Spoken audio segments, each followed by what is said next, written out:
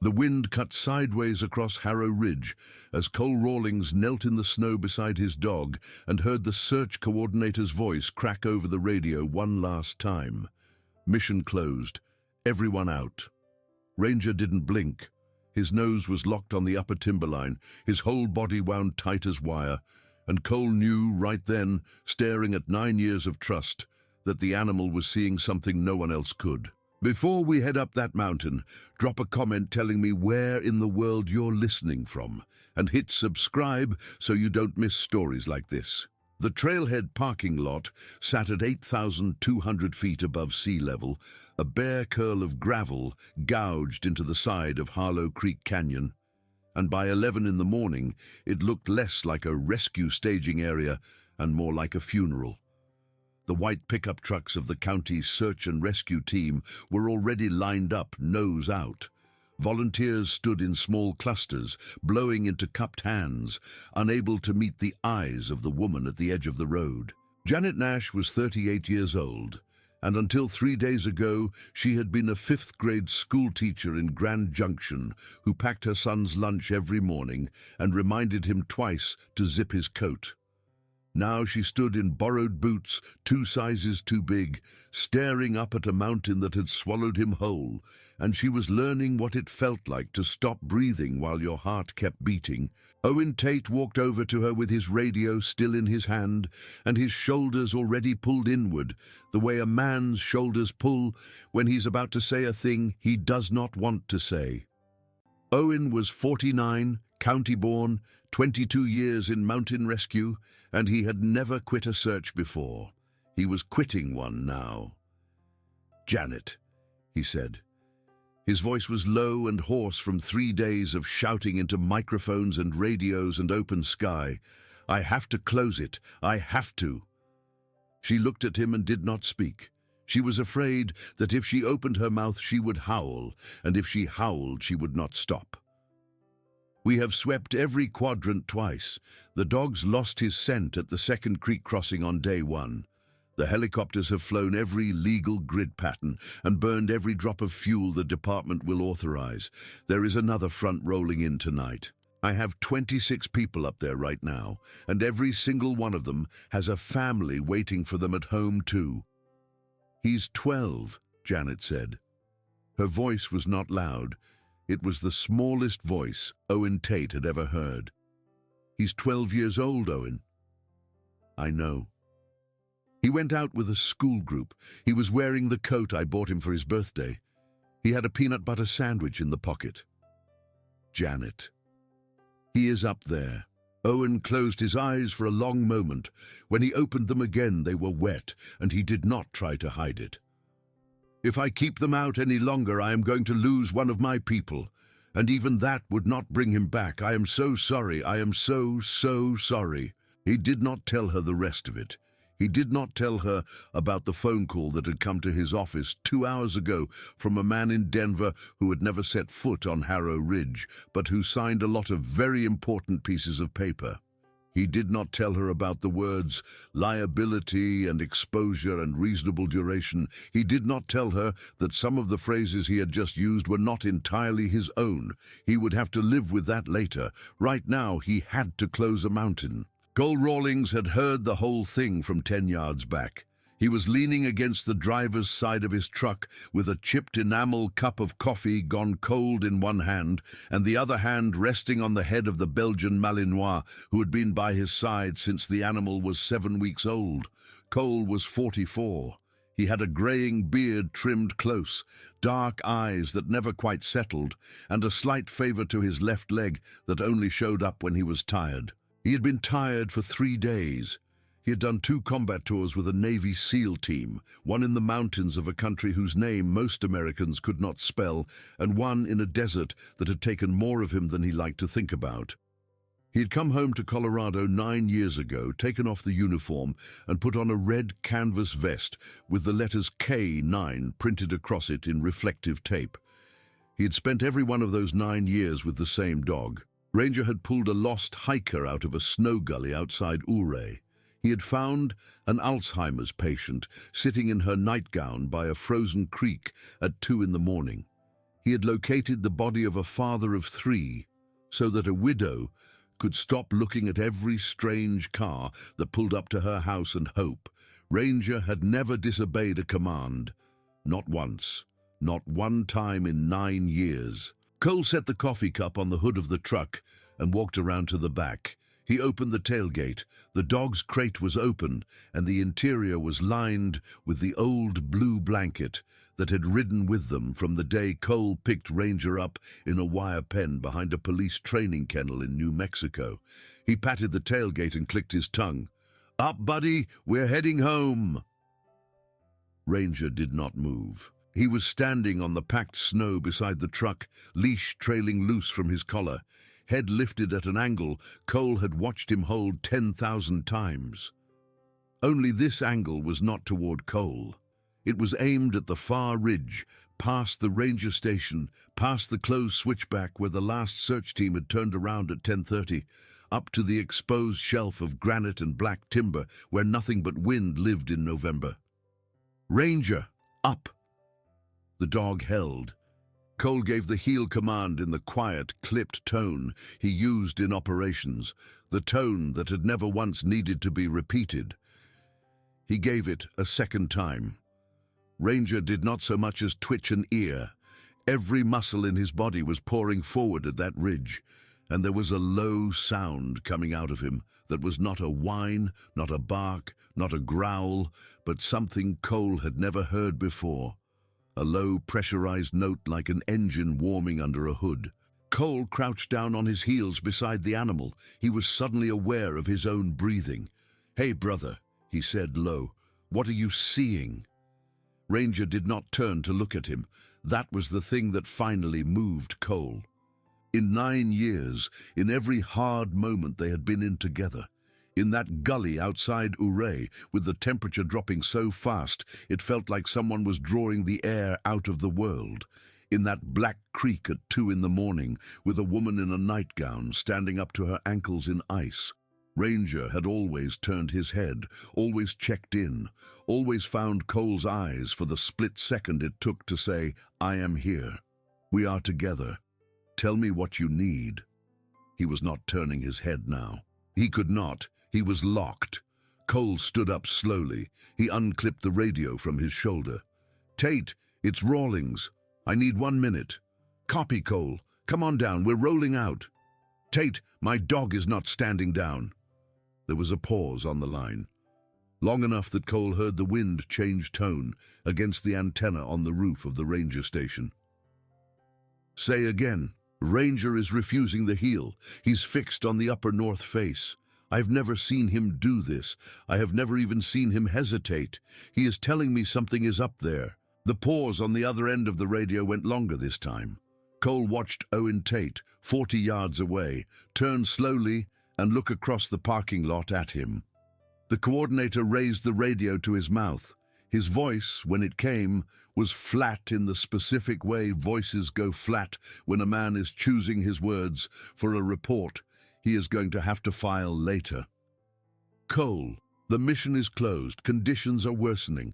Liability is clear. I am not authorizing any further movement onto that ridge by any of my personnel, by any of my volunteers, or by any dog handler working under this incident. Do you copy?" "I copy that you're closing the mission. I need you to bring your animal down and clear the trailhead." Cole looked at Ranger. Then he looked at the ridge. Then he looked at Janet Nash, 20 yards away, who had heard exactly enough of the radio traffic to understand what was happening and who was now walking toward him with the borrowed boots slipping on the ice. He keyed the radio one more time. "Owen, I hear you. I am not disputing your call. I am telling you that if I take this dog off this mountain right now and that boy is up there, I am never going to sleep again." "Cole, I'm going up. Cole, you take 1 step off that trailhead, and I file it as unauthorized. I file it as a solo, untethered movement without radio support in refused conditions. You will lose your certification, you will lose your county contract, and if it goes wrong up there, I cannot come get you. Understood?" He clipped the radio back to his shoulder and knelt in front of his dog. He undid the buckles of Ranger's red canvas vest with fingers that were already numb. The reflective letters caught the pale midday light as he slid it off the animal's back and folded it and laid it on the tailgate of the truck on top of the old blue blanket in a neat square. Then he stood up. Ranger, freed of the vest, did not celebrate. He did not shake himself. He did not move. He was still aimed at the ridge. Janet Nash reached them. She did not speak. She looked at Cole, and Cole looked at her, and Cole nodded once. He did not promise. He would not promise. He had known too many people who had made promises to mothers standing at trailheads. He nodded, which meant only, "I am going to try." She put both of her hands over her face. Cole picked up his pack. He shouldered it. He checked the clip on Ranger's leash and let out about 10 feet of slack. He looked at Owen Tate one last time across the parking lot, and Owen Tate looked back, and for a long moment there was a whole conversation between them that did not need any words. Then Cole Rawlings turned and started walking toward the north trailhead, and the Belgian Malinois beside him began to pull, and behind them the rescue truck stayed exactly where they were. He had been on that trail before.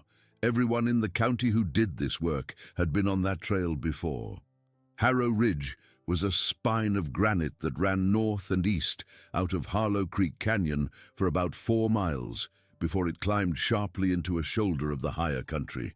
In summer, the lower 2 miles were an easy day hike for families. In November, with an early season storm layered over an earlier storm on top of an unusually cold October, the same 2 miles were chest-deep in dry powder with a wind crust on top that would carry a coyote and drop a man in a single step. Cole had picked out crampons and gaiters back at the truck. He was carrying about 35 pounds on his back: food, water, thermal wrap, medical kit, headlamp, emergency beacon, spare gloves, small saw, orange base layer he had not actually planned on ever using.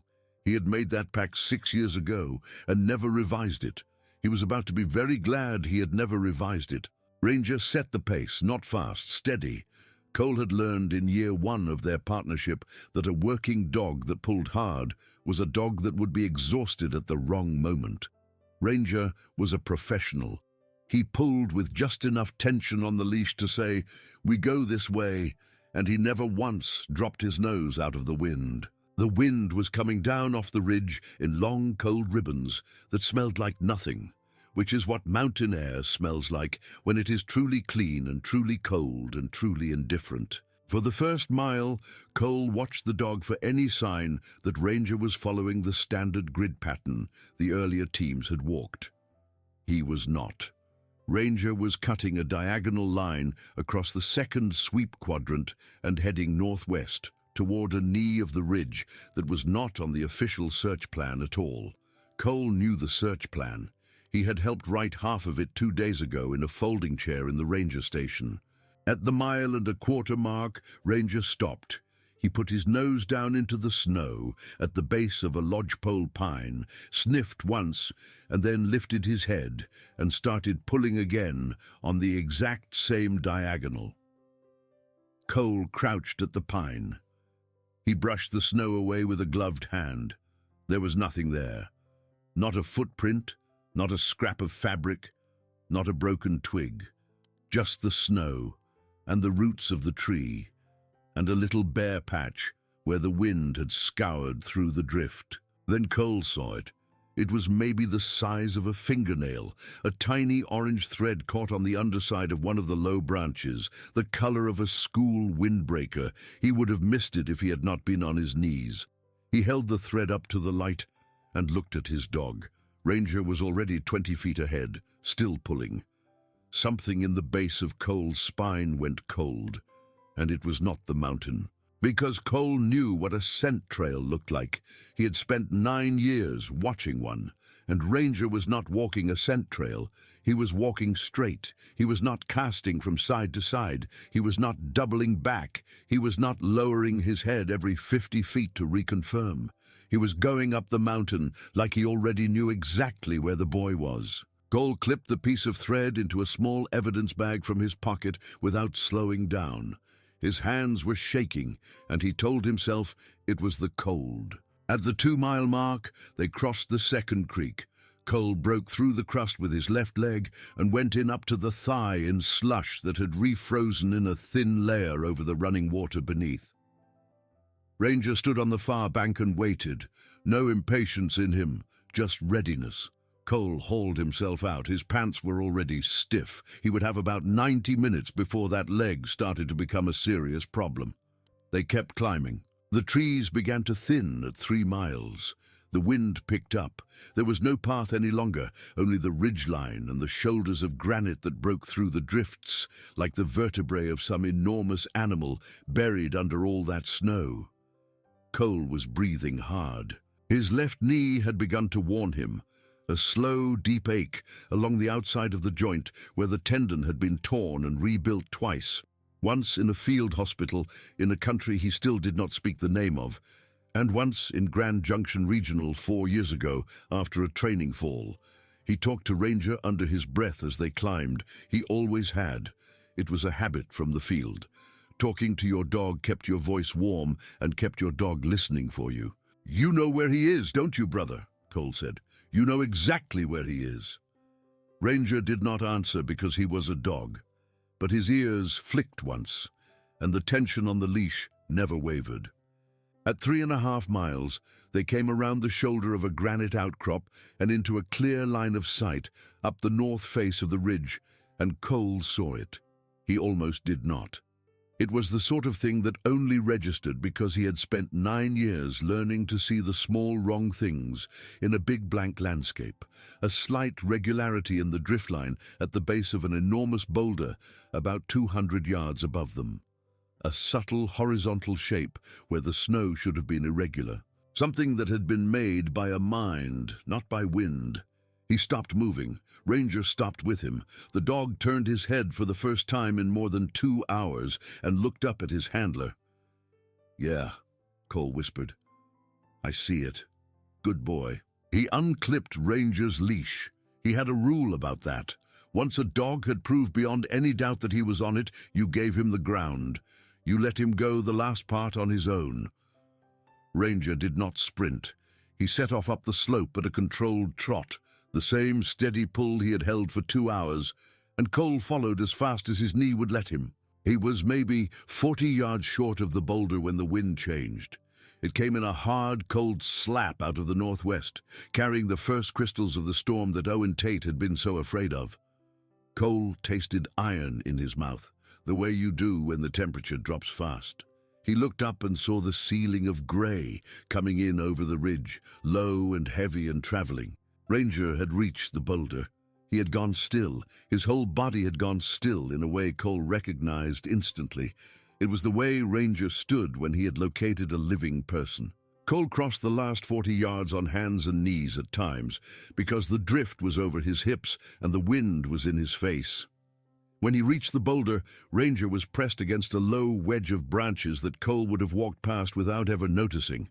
Someone had built a shelter. Someone very small and very smart and very scared had used the natural cavity between the boulder and a fallen spruce trunk to build a lean-to out of pine boughs, wedging them in with the kind of stubborn desperation that a 12-year-old boy who had once been shown how to build a survival shelter by his father, once, 5 summers ago, might have found somewhere at the bottom of himself. Cole dropped to his knees in front of the shelter and began, very carefully, to pull the branches away. Tyler Nash was inside. He was curled on his left side. His face was almost bloodless, a pale gray-white that Cole had seen too many times in his career, but not the pale gray-white of death. There was a small crust of frozen moisture on his upper lip, which meant he was still exhaling. His eyes were closed. His right hand was tucked up under his chin, and in it he was holding, gripped tight even in unconsciousness, the folded handle of a hunting knife that had been driven into the frame of the shelter to lock 2 of the largest pine boughs together. Cole took Tyler's pulse at the throat. It was there. It was slow. It was very slow, but it was there. He said the words out loud because there was no one else to say them to except the dog. "We got you, buddy. We got you. I got you." He pulled the thermal wrap out of his pack. He worked the shelter apart just enough to get his hands and arms in without breaking the wind seal all at once. He got the thermal wrap around Tyler's core. He did it fast, the way he had learned to do it in the field. In a very different climate, on very different bodies, he got a hand warmer under each armpit. He unclipped the boy's frozen coat and got a second layer of dry insulation next to the base of his neck, where the arteries ran closest to the skin. Behind him, the sky came down. The wind rose from a hard slap into a real assault. Cole felt the temperature drop through his layers in the space of 5 minutes, 10 minutes, and it kept dropping. He pulled his own radio off his shoulder and keyed it, and he heard nothing but the flat electric hush of a canyon that had gone deaf. The cellular signal from his backup phone had been marginal at the trailhead. Up here at close to 9,000 feet in a bowl of granite with a front moving in over the peak, he had exactly nothing. Tyler had not opened his eyes. He was warmer now, marginally, but he was not conscious. Cole ran his hand along the boy's ribcage under the thermal wrap and felt a small, hard resistance on the left side that made Tyler's breathing hitch. Broken rib, probably from the fall that had put him off the trail in the first place. He was not going to be able to walk out. He was not going to be able to be carried down that ridge in this wind by a man with a knee that was already tightening into a fist inside his own pants leg. Cole sat back on his heels for one moment and closed his eyes. They were going to die up here. It was not dramatic. It was arithmetic. He was 52 years old in his left knee. The temperature was going to drop another 15 degrees inside an hour. The wind was going to keep any helicopter he did not already have called on grounded until the front passed, and the front was going to sit on this ridge for at least 8 hours based on the pressure lines he had seen on the printout that morning. Tyler had maybe 2 hours of core temperature left in him. Cole had maybe 3. Ranger had 4. That was the math. He opened his eyes. Ranger was watching him. Cole reached into the bottom of the pack, under the medical kit, under the flare gun with the 2 remaining rounds, under the folded orange base layer that he had put in the bottom 6 years ago and had never once removed because it took up almost no space and he was superstitious about the pack. His hand closed on the corner of a small, hard rectangle wrapped in a plastic bag against moisture. He pulled it out. It was a personal emergency locator beacon. He had bought it 8 years ago after a job in Wyoming had almost gone wrong. He had registered it. He had checked its battery once a year in April. He had almost left it at the truck this morning because it added 6 ounces and because he had never in his life actually needed it. He had put it back in at the last second, out of habit, out of a professional stubbornness he had built up over 26 years of soldiering and searching that said you never left the tool at home. He was going to think about that decision every day for the rest of his life. He activated the beacon. A small red light began to blink through the plastic. He tucked it into the hood of Tyler's coat, up high, so the antenna would clear the drift. Then he did the thing that he did next, because he was, at heart, a very simple man, who believed that if you were going to have any chance at all, you had to give the people trying to find you a real target to look at. He crawled back out of the shelter into the storm. He unzipped the bottom compartment of his pack. He pulled out the orange base layer. He took his knife off his belt, and in 30 minutes of work that would leave the frostbite on the tips of 2 of his fingers, permanent for the rest of his life, he cut the base layer into 8 long orange strips. He drove branch stakes into the wind crust in a rough circle, 20 feet across, in the clearest patch of snow he could find just below the shelter. He tied the orange strips to the stakes so they streamed in the wind like small flags. It was the color of new blood against the white ground. It would read from above. When he was done, he crawled back into the shelter, and he found that Ranger had not waited to be told. The Belgian Malinois had pressed himself against Tyler's chest and lay there, still, without shifting, sharing every calorie of body heat he had. Cole watched his dog breathe with the boy for a moment, matched chest to chest, one animal keeping another animal alive. Then he unzipped his coat, took his gloves off, and wrapped himself around both of them. so that the three of them formed one small, warm shape inside a shelter of pine boughs and frozen breath and the beeping red pulse of a beacon that Cole had almost left behind in the truck. He talked to keep himself awake. He talked to keep Tyler's brain hearing a voice, in case some deep part of the boy's mind could hear it even now. He talked because if he stopped talking, he was going to think about the knee, and about the temperature, and about the sound the wind was making on the granite outside, and about the very short list of ways this could still end well. "My name is Cole," he said low. "This dog is Ranger.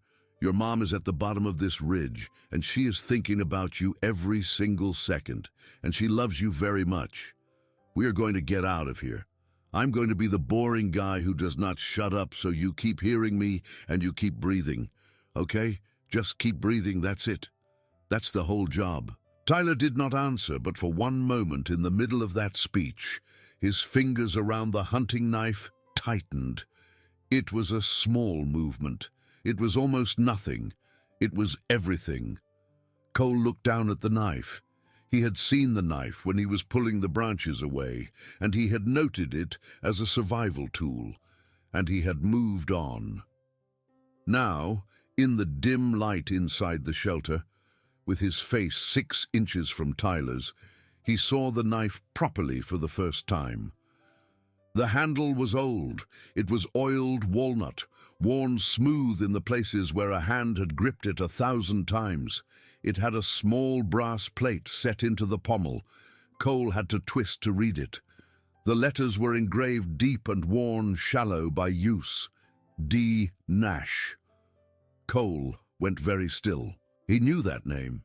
He knew it because 10 years ago, before he had gotten out of the Navy, before he had come back to Colorado, before he had ever heard of Harlow Creek, a man named David Nash had died on this exact ridge. Cole remembered it because his father, who had lived his whole life in Grand Junction, had told him about it in a phone call.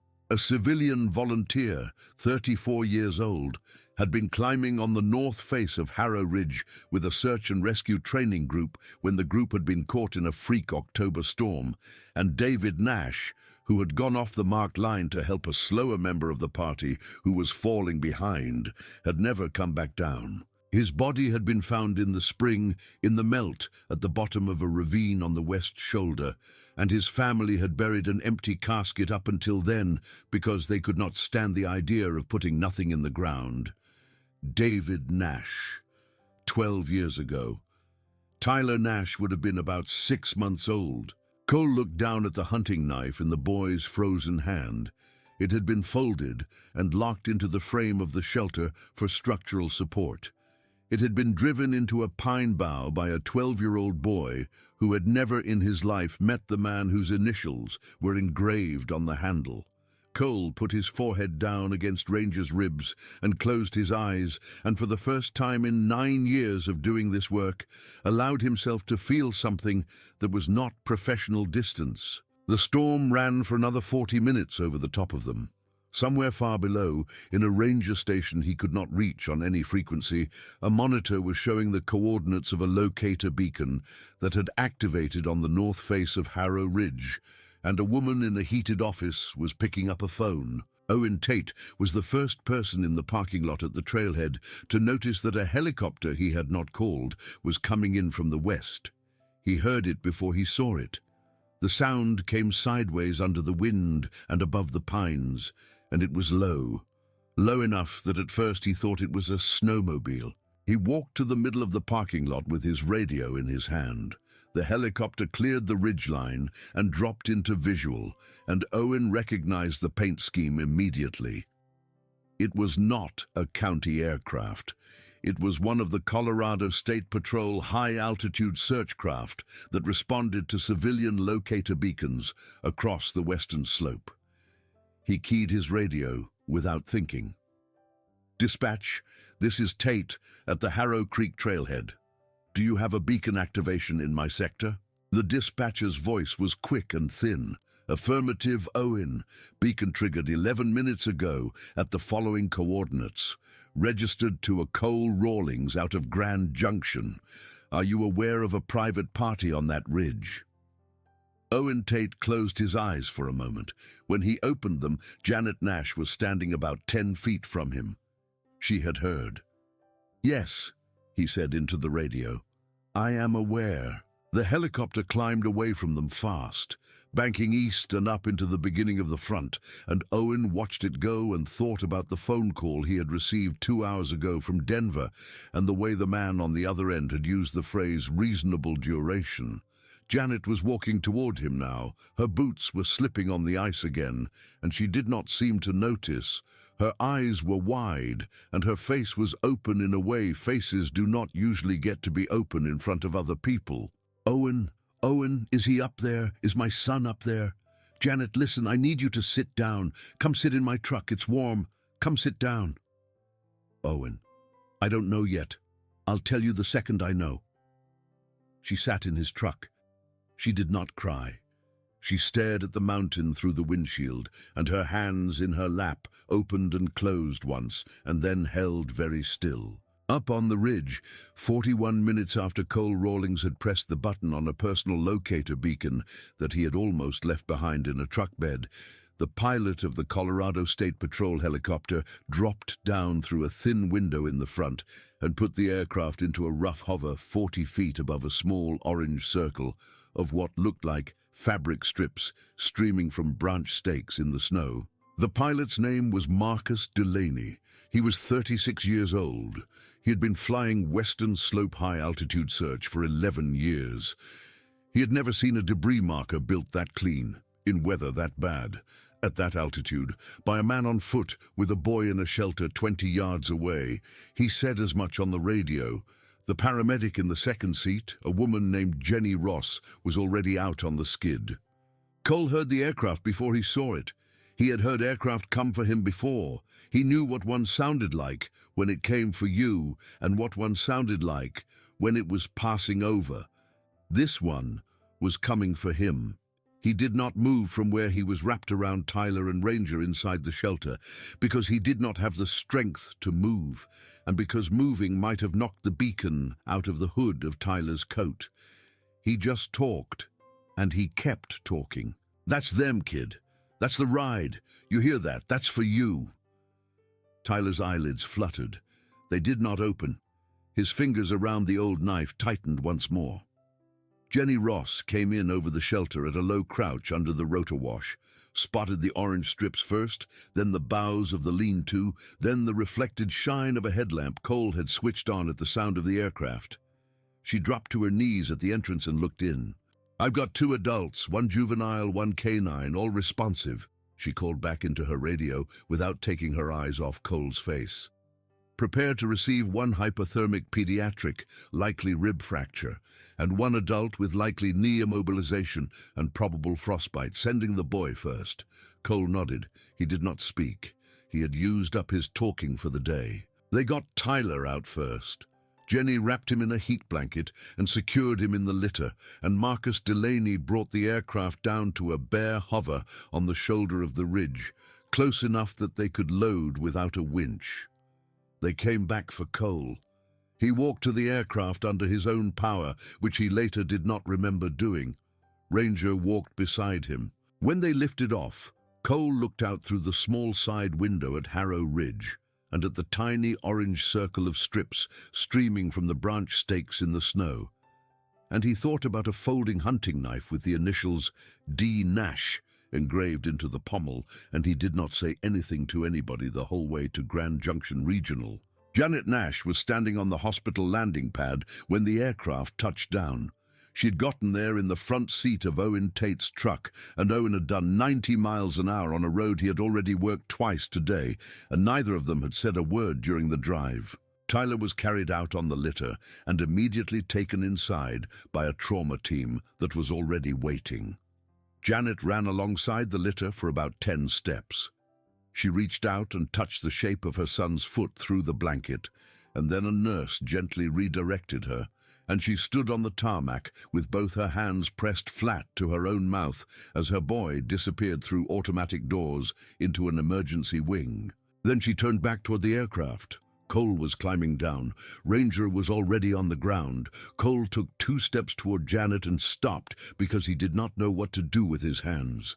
She crossed the tarmac and took him by both arms above the elbows and gripped him so hard he could feel her fingers through his coat. She did not speak for a long time. There was too much face in her face for words to work through. Cole waited. He was good at waiting. When she finally spoke, she said only one thing. "Thank you." Cole nodded. She looked down at Ranger, then she looked back up at Cole. "What did the dog know?" she said. Cole opened his mouth. He closed it. He shook his head slowly. "I don't know, Janet. I do not know." She nodded, as if she had expected exactly that answer. Then she said, "In Tyler's hand, when you found him, was he holding anything?"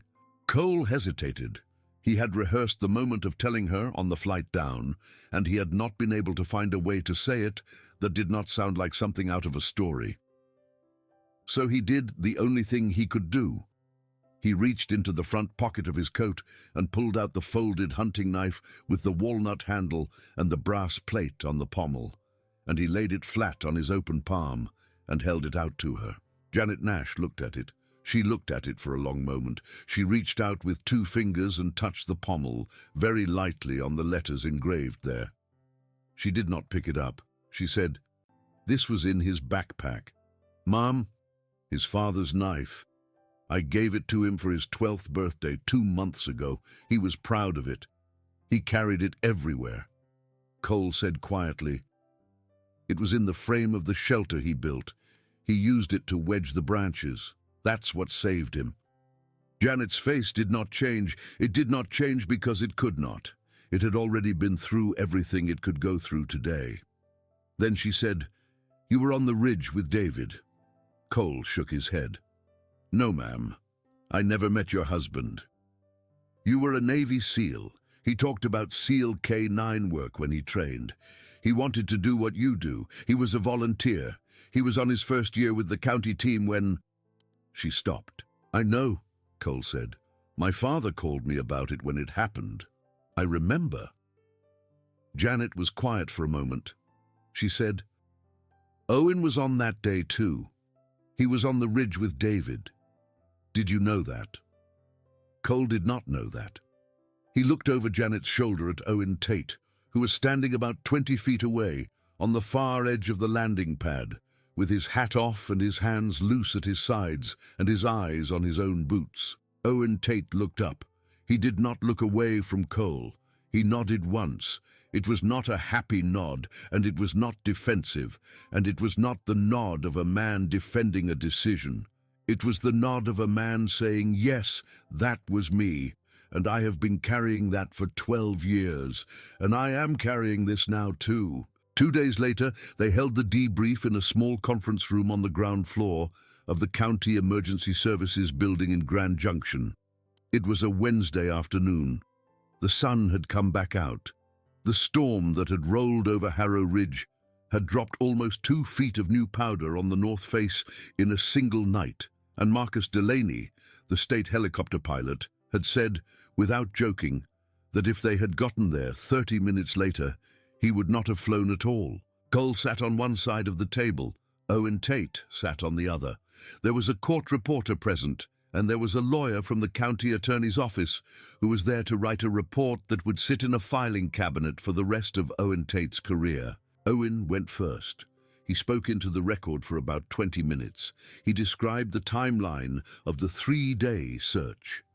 He described the standard grid pattern that had been executed twice by human teams and once by canine handlers. He described the weather assessments that had been made hour by hour. He described the decision to close the operation at 11 in the morning on the 3rd day. Then he stopped, and he looked down at his own hands for a moment, and he looked back up. "I need to add something to the record," he said. "I received a phone call at approximately 9:05 that morning from an assistant director in Denver whose name will appear elsewhere in this filing. He informed me that the incident had reached what he called reasonable duration, and that continued operations would create liability exposure the department was not prepared to accept. He asked me to consider closing the search. The lawyer was writing very fast. "I want to state for the record," Owen said, "that at the time of that phone call, I did not personally believe the search should be closed. The dogs had lost the scent, but the boy's last known position had been off the marked trail on a face of the ridge, where we had had less than 80% grid coverage due to the terrain. I did not push back on Denver. I did not push back because I did not have the confidence in that ground that a coordinator should have. And I did not have the confidence because I lost a friend on that same ridge 12 years ago, and I have not been able to look at the north face the same way since." He stopped talking. The lawyer was still writing. Cole did not move. "I want to state further," Owen said, and his voice was steady, but only in the way a hand is steady when a man has decided to lay it on a table and not lift it again, "that when Cole Rawlings radioed me from the trailhead and informed me that his dog was refusing the heel command, I did not check the ridge based on that report. I closed the ridge. I ordered him to stand down. I documented his ascent as unauthorized. I did that because I had made a decision at 9:05 that morning that I was already trying to defend. And I did that with the full knowledge that I was, at that moment, the person in the room with the most experience on that face." There was a very long silence. Then Owen looked across the table at Cole. "There was nothing on the instruments. The dog was reading something I could not read. I am on the record. I do not have an explanation for what your animal was seeing, but I know he was not wrong, and I want it on this record, in front of this reporter and this attorney, that if that boy had died up there, it would have been because I closed a mountain I had lost the nerve to work on." Owen sat back in his chair. He looked in that moment older than his 49 years. He looked like a man who had just cut something loose from himself that he had been carrying for a long time. Cole did not speak for a long moment. When he did not speak to the record. He spoke to Owen. "You want to know what I think," Cole said. "Yes. I think you were wrong that morning. I also think you would have gone up there yourself if you were younger, or if you had a dog that would have pulled the way mine did, or if you had never lost your friend. I think you have been trying to protect people from the worst thing that ever happened to you, and I think you closed a mountain you should not have closed. I think you are also the reason 26 volunteers went home to their families instead of getting caught in that storm on their way down. Those things are both true." Owen closed his eyes. Cole added quietly, "You went up there with David Nash.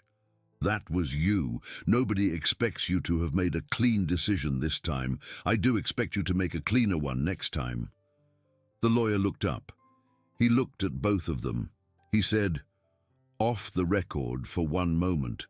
Then he closed his notebook, folded his hands over it, and said, "I have 22 years in county service. I have never watched a debrief resolve in a room. I am going to file this exactly as it happened.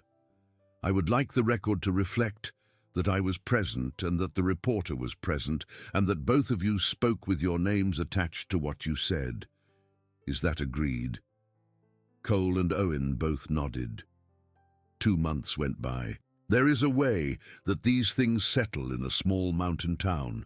It does not settle the way it would in a city, in a courtroom, with a verdict and an appeal and a press release. It settles at the counter of a diner where all the volunteers eat their breakfast, and at the tables of the school gym where all the parents come to watch their sons and daughters play basketball on Friday nights, and in the pews of 2 different churches on Sunday mornings. Tyler Nash spent 9 days in the hospital. He lost the tips of 2 fingers to frostbite. He had a hairline fracture in one rib that healed without complication. His hypothermia had been what the doctors called profound and correctable, and by the 5th day, he was walking up and down the ward hallway with a nurse at his elbow, asking when he could go home. Janet Nash sat in a chair beside his bed for those 9 days, and for the first 3 of them, she did not sleep more than about 2 hours at a stretch. And after the 3rd day, the head of pediatric nursing, a woman named Karen Whitmore, physically walked her down to the family sleeping room and made her lie down. Karen Whitmore had been the emergency room nurse who had received David Nash's body the previous spring, when the melt had finally given him up. She was one of only 2 people in the county who had made that connection. She did not say a word about it to Janet. She just made her lie down, and she sat with Tyler herself for the 4 hours Janet slept, and she did not tell anybody she had done it. On the 4th night in the hospital, Tyler asked to see the dog. The rules did not allow it. Grand Junction Regional had a strict animal policy on the pediatric floor. The head of pediatrics, a doctor named Ram Patel, walked down to the front desk after his rounds that Thursday, made a phone call to security, made another phone call to administration, and came back an hour later with a small handwritten note that he slid across the counter to the charge nurse. Certified working dog, one-time visit, my authorization. Ranger was brought up on the elevator by Cole. He was on the leash and in the red canvas vest. He was not shedding because he had been groomed the day before, and he had the polite, quiet manner of a dog who's been inside hospitals before. Tyler was awake when they came in. He had asked to be sat up. His right hand had a small white bandage over the 2 fingers, and his rib had made it hard for him to laugh for the first 3 days. But that was passing. Ranger walked to the side of the bed and stood there, and Tyler reached out with his good hand and put it flat on top of the dog's broad head, and neither of them moved for a long time. Cole stood by the door. He did not want to be part of that moment. He watched a 12-year-old boy and a Belgian Malinois look at each other and understand each other in a language that Cole had spent 9 years learning to eavesdrop on, but had never fully spoken. Tyler said, without lifting his hand from the dog's head. He knew where I was. Yeah, Cole said. He did. Why me? Cole thought about that. He said, honestly, I don't know, kid. Tyler looked at him. There was something in Tyler's face that was much older than 12. It was the face of someone who had been alone under 3 feet of snow in a wind that could kill a grown man, and who had, at the age of 12, built a shelter with his own hands and a pocket knife, and figured out how to still be breathing when help came. It was a face that had recently learned what its own edges were. Tyler said, "My dad used to talk to me about it." Cole did not understand. Tyler said, about dogs, about search dogs. My mom kept his stuff. I read his notebooks. He wrote about a Belgian Malinois once. He wrote that if he ever got the chance to be around one who worked, he would spend the rest of his life learning from that dog. He wrote that in the notebook I found in the closet when I was 10. Cole was quiet. Tyler said, I don't think Ranger knew me. I think he knew my dad. Cole did not answer that. He did not know how to. He crossed the room slowly and sat in the chair by the bed. He watched his dog stand there and let a 12-year-old boy pet him with a bandaged hand. He watched them for a very long time. 2 weeks after Tyler was discharged from the hospital, Cole learned something he had not previously known about his own dog. He was sitting in the ranger station on a Sunday morning with a mug of coffee, going through the records of rangers' certifications, because a renewal was coming up and he was due to file the paperwork. The certifications went back 9 years. Cole had held on to all of it, from the first evaluation at the training kennel in New Mexico to the last continuing education record from the county the previous May. He was scanning through the old paperwork, half distracted, and he pulled out a small folder that he had not opened in a long time. Inside the folder was the original transfer document from the kennel where he had acquired Ranger as a puppy. The document listed the litter number, the sire and dam, the date of birth, and the person from whom Cole had purchased the animal. It also listed, as was standard, the initial fostering information. Malinois puppies who were being groomed for working purposes were sometimes fostered out to civilian volunteer households for the first 3 months of life for socialization before formal training began. Cole looked at the fostering line. The foster household was listed as belonging to a man named David Nash in Grand Junction, Colorado. He set the coffee down. He read the line again. Then he read it a third time. He put the folder on the desk and he closed it very carefully, and then he opened it again and read the line one more time because he did not trust his own eyes. Ranger had been born and had spent the first 3 months of his life in the home of David Nash. Cole had bought him 9 years ago from a police training kennel in New Mexico at 7 weeks of age. The kennel had a foster arrangement with a small network of civilian volunteers across 4 states who took the puppies for socialization. David Nash had been on that list. David Nash had been alive at that time, had been in his 2nd year of search and rescue volunteering, had been fostering working puppies as a way to prepare himself for the possibility of eventually training a canine partner of his own. He had raised Ranger from birth to 7 weeks in the kitchen of his own home in Grand Junction, and then Ranger had been shipped out to New Mexico to complete his early training, and 3 days later Cole had walked into the New Mexico kennel and paid for him and driven him home. David Nash had died on Harrow Ridge 2.5 years after that. He had never seen Ranger again. But Ranger had spent the first 7 weeks of his life sleeping next to the smell of David Nash's hands. Cole sat at the desk in the ranger station for a very long time. He did not tell Janet Nash, not then. He did not tell her because he did not know what he would say. He did not know if it was a coincidence. He did not know if a dog remembered, at 9 years old, the scent of a human being it had smelled every day for the first 7 weeks of its life. He did not know if scent memory of that depth could carry, in a canine, across the paternal line into the scent of a son who had inherited half of that man's biological signature. He did not know if any of that was even scientifically possible. He was not a scientist.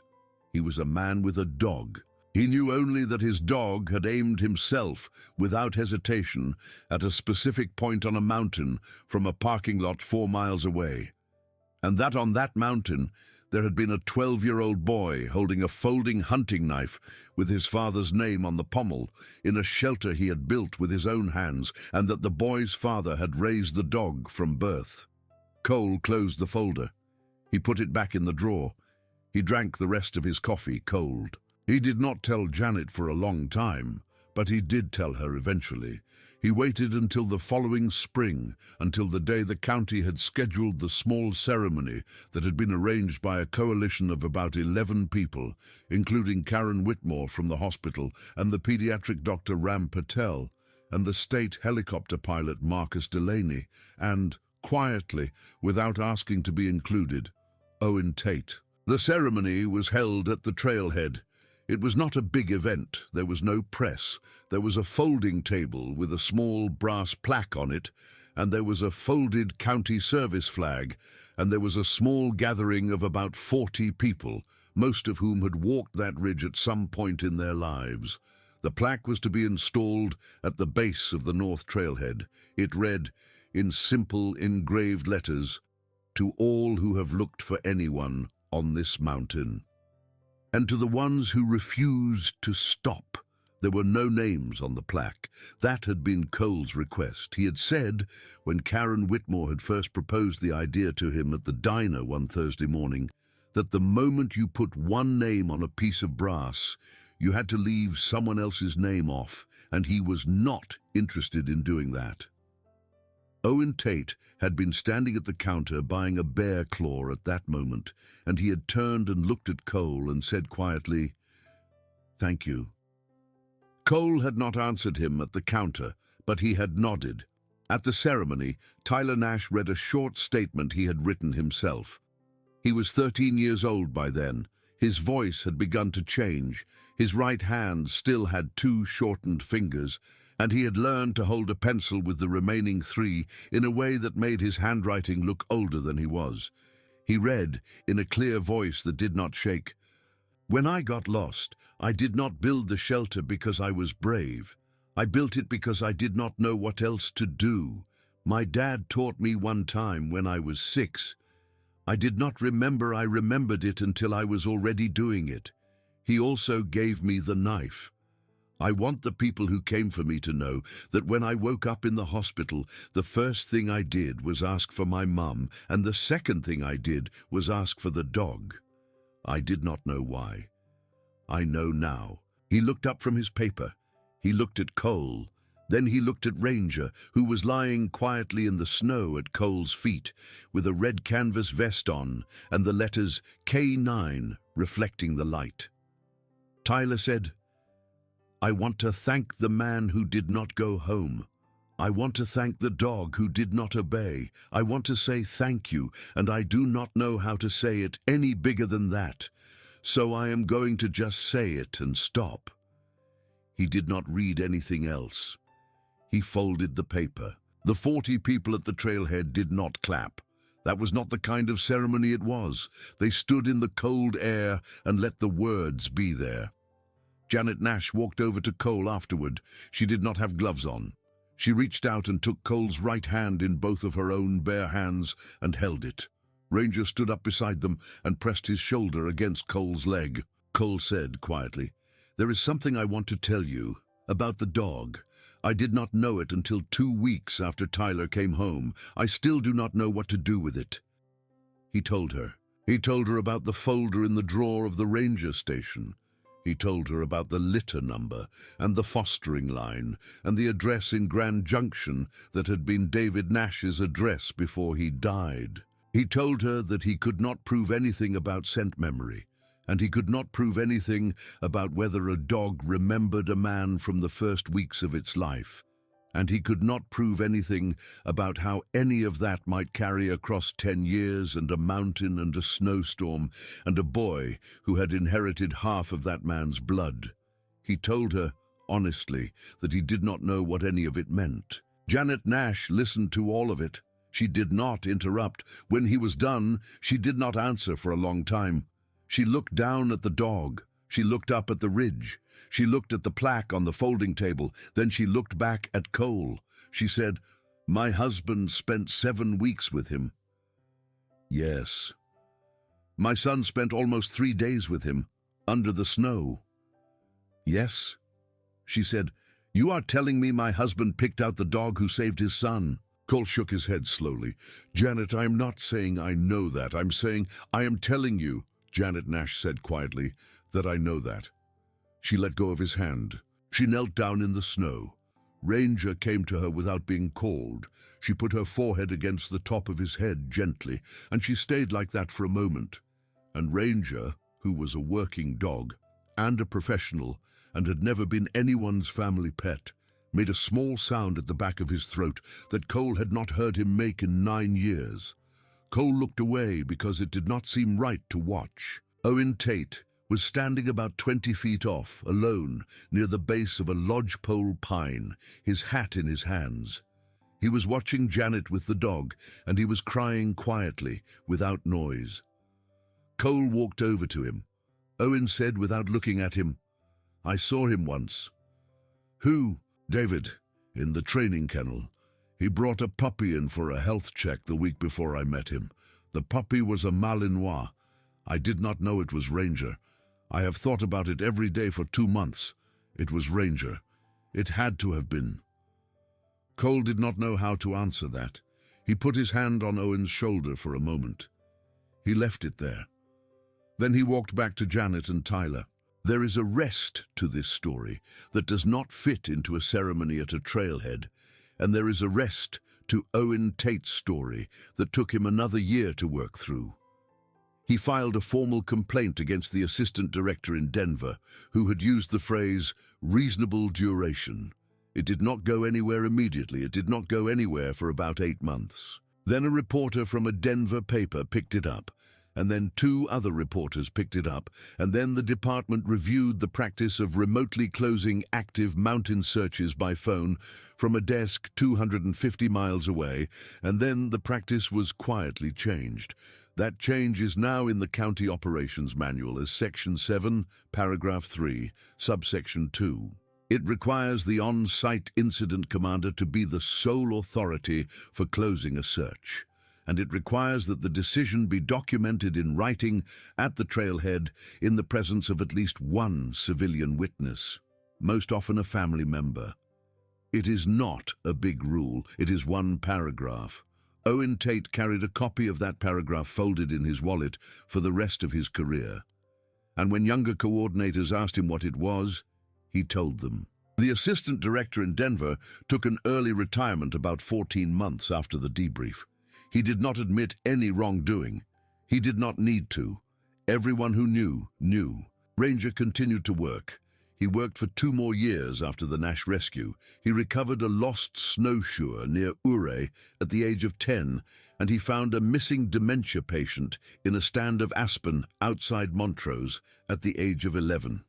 Then, on a Saturday morning in early June of his 11th year, he walked to the door of the ranger station, sat down, and did not walk back to the truck when Cole opened the door. Cole understood. Ranger retired that day. He lived another 2.5 years on the porch and in the yard of Cole's small house on the west side of Grand Junction, and in the front seat of the truck on trips into town, where every person at the post office and at the hardware store and at the diner knew his name. Tyler Nash was 15 years old when Ranger died. He drove out to Cole's house with his mother the day it happened. They sat in the yard with Cole for a long time, and Tyler put his hand on the dog's chest, and none of them spoke very much. Tyler entered the County Search and Rescue Volunteer Program when he was 18, in the same class his father had entered 19 years before him. He took the K-9 handler track. He is now, at the time this is being told, 23 years old, and midway through the certification of his own working dog, a young Belgian Malinois whose full registered name includes, at Tyler's specific request in the paperwork, the middle syllables of both his father's and Ranger's kennel names. He calls the dog Ridge, which is short for the mountain and shorter still for the memory. Cole Rawlings is 55 now. His knee is worse than it was. He no longer takes calls in winter. He teaches at the training kennel 2 afternoons a week, and on weekends he sits on the front porch of his house and reads books he was too busy to read when he was younger. He watches Tyler and Ridge work sometimes. He does not offer advice unless asked. He was asked once, about a year ago, by a young volunteer coordinator who had just been hired by the county and who had heard the story secondhand. The young coordinator asked Cole over coffee what he thought his dog had known that morning at the trailhead. What kind of thing had passed between the animal and the mountain, whether it had been scent memory, whether it had been something else. Whether Cole believed, honestly, that a dog could remember a man across 10 years and pull that memory forward through a boy's own bloodline in a snowstorm. Cole set his coffee cup down. He thought about the question for a long moment. He looked out through the diner window at the ridge that stood above the town on all sides. He said quietly, "I have been thinking about that question for 11 years. And every time I have gone to answer it, I have come out somewhere different." The young coordinator waited. Cole said, "I don't know what he knew, I know what he did. He walked me up a mountain that a lot of people had walked off of, and he brought a boy home. I know I don't sleep some nights thinking about the fact that I almost left that beacon in the truck. I know that Owen Tate does not sleep some nights thinking about a phone call from Denver. I know that a 12-year-old boy remembered a lesson his father taught him at 6 years old and used it to stay alive under 3 feet of snow. I know that a 9-year-old dog refused a command for the first and only time in his life on the exact morning that mattered. I know that some of the things I have listed are provable and some of them are not. And I know that I have long since stopped worrying about which is which." He picked the coffee cup back up. "I know that the dog stood at the trailhead," he said, "and lifted his nose into the wind, and I asked him what he was seeing, and he did not turn to look at me, and that was the only time in 9 years he ever did that. And I trusted him. That is the whole story. I trusted him." He drank the coffee. The young coordinator did not ask another question. She did not need to. On a cold, clear night in early November, 12 years after the day he had stood at the Harrow Creek trailhead beside a dog that would not obey a command, Cole Rawlings sat on the front step of his house with a mug of coffee and looked up at the ridgeline, which he could see from where he lived. The night was very quiet. There was a first dusting of new snow on the higher country, the kind that came in every year now around this time and reminded people that winter had teeth. He thought for a moment about the drive home from the hospital that day, the drive home he had taken the night after the debrief. Ranger had been in the passenger seat. The window had been cracked despite the cold because Ranger had liked the wind. The dog's grey-brown head had been resting against the glass, and his eyes had been half closed, and there had been a look in the animal that Cole had never quite been able to describe to anybody who asked. It was not tired, exactly. It was not satisfied, exactly. It was settled.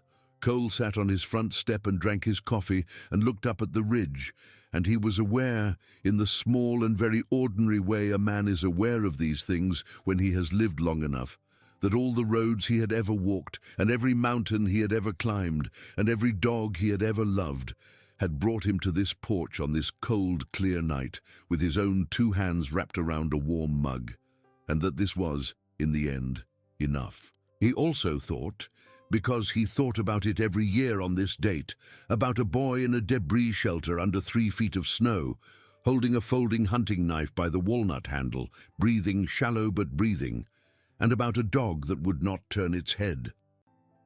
He raised the mug slightly, in the direction of the ridge, in the direction of the past. Then he drank his coffee, and he went inside, and he closed the door, and the ridgeline stayed where it had always been, waiting. If this story moved you the way it moved me while I was telling it, take a moment to leave a comment down below with the name of the person or the animal who has stood by you through your own hardest weather. Give this video a like so more folks who need a story like this can find it tonight. And if you have not already, hit that subscribe button and stay with us here, because there are more stories like this one on the way, and I want you here for every single one of them.